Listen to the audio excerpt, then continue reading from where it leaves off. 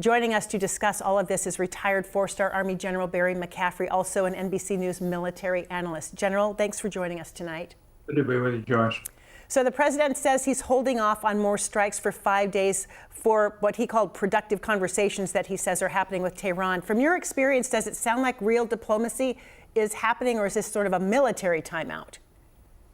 Well, probably an element of both, but I think what clearly is happening is that both sides, the Iranians are devastated militarily. They've suffered tremendous damage to the nuclear program. They have managed to keep control of their own internal population through fear and intimidation. They're still acting as a government. So where is that going to go is the next question. From the U.S. perspective, closing the Strait of Hormuz was a massive blow to the global economy. Trump's got to solve that. Trying to do it militarily would be very, very difficult if it's even doable.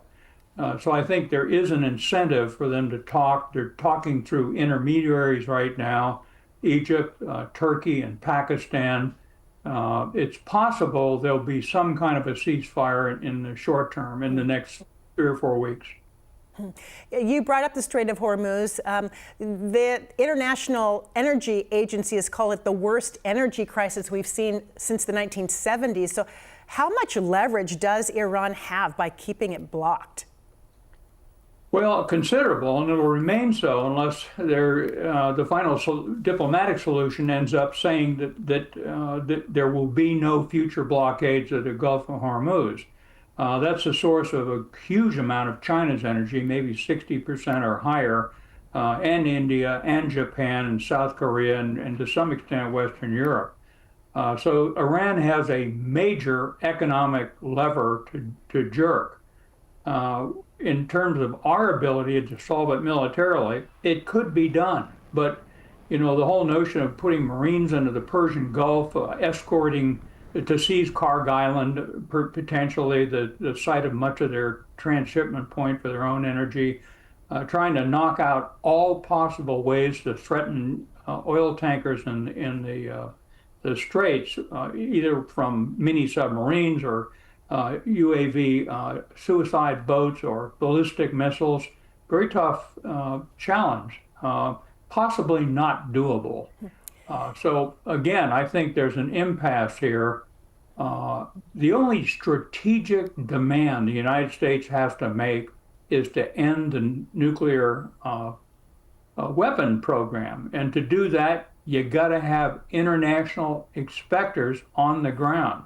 You can't do it through air power alone. Well, you brought up the Marines. 2,200 to 2,500 Marines will be in the Middle East deployed as of Friday. So they are supposedly going to secure this shipping route, which you described as nearly impossible but doable. So what is their real mission, and does it suggest at all that we are closer to boots on the ground there in Iran? Well, I don't think, to be honest, that Trump is ill-advised enough to put a significant force on the ground. Even seizing Karg Island would involve much more than 2 battalion landing teams of Marines.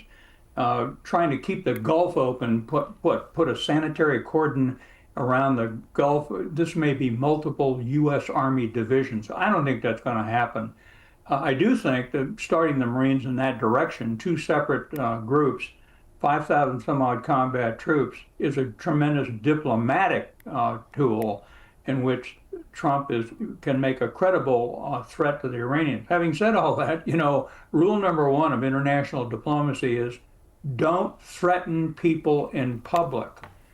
Give them an off-ramp in public and privately threaten them. And the president is killing his own efforts with this phenomenally hostile language that he uses. And then, given Israel's strikes over the weekend and Iran's missile attacks, how aligned are U.S. and Israeli objectives right now? Well, I think much is made of the notion that they have 2 different political outcomes they're trying to achieve. I'm not sure it's that big a gulf, to be honest.